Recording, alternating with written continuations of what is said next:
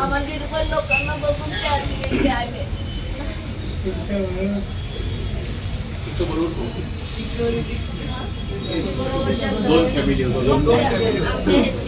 मित्र आणि त्यांची आणि त्यांची मुलगी आसावरी तिने मोठ्या मोठ्या लोकांची ओळख काढून त्यांच्याकडनं भरपूर मदत घेतली आणि भरपूर हेल्प झाली. मिलिटरीच्या लोकांची पण तिथं आम्हाला मदत झाली, पण ती नंतर झाली. मग ते गेले होते तोपर्यंत गेले होते समोर घातल्या. आणि त्यांचं बहुतेक त्या ह्याच्यावर होतं मुस्लिम. तुम्ही ते काय वाचा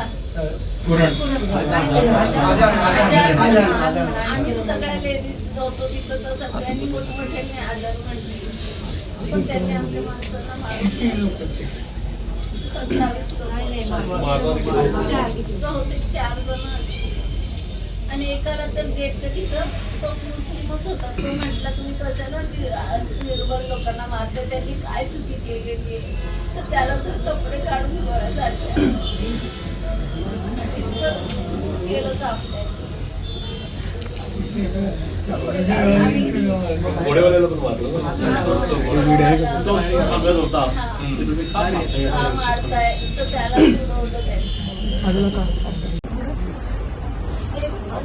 एक जरी असतं तरी आम्हाला मदत झाली होती. कोणाची हिंमतच नव्हती मग तिथे यायची.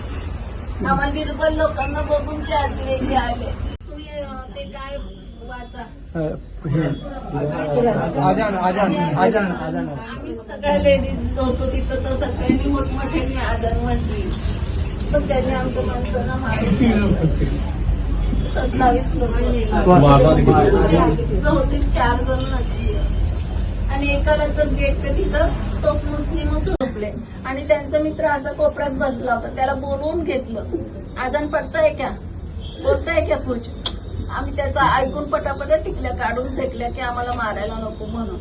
आणि सगळे अल्लाह अकबर म्हणायला लागलो. जोर जोरात अल्लाहचा दावा करायला लागलो. तो गेला निघून, पण या दोघांना मारून टाकलं. अजून एक आमच्या बरोबर होता त्या तंबूच्या मागे बसलेला, त्याला पण मारलं. घोड्यावर बसून आम्ही गेलो, पण तरी आम्हाला भीती वाटत होती. मग खाली येताना आमचे गुडघ्या एवढे पाय चिखलामध्ये रुतत होते. आम्ही पळत सुटलो तिथून. नंतर तर आमचे बुट बिट सगळे चिखलात अडकले. मग तिथंच बुट बिट सोडून आम्ही पळत सुटलो तिथनं. मग आमचे घोड्यावाले खूप चांगले होते, ते पण मुस्लिम होते, पण ते आम्हाला घ्यायला आले परत.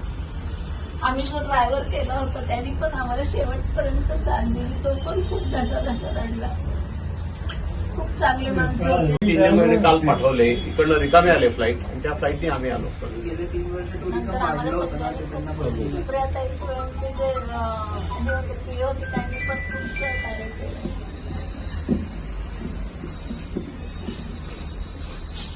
सगळ्यांकडे तिने बिचारी मुलगी असून सुद्धा ती बिरानं उभी राहिली. आम्हाला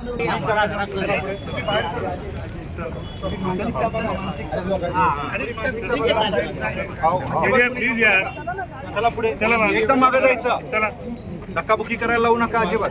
चला चला बाजूला, एकदम बाहेर जायचं.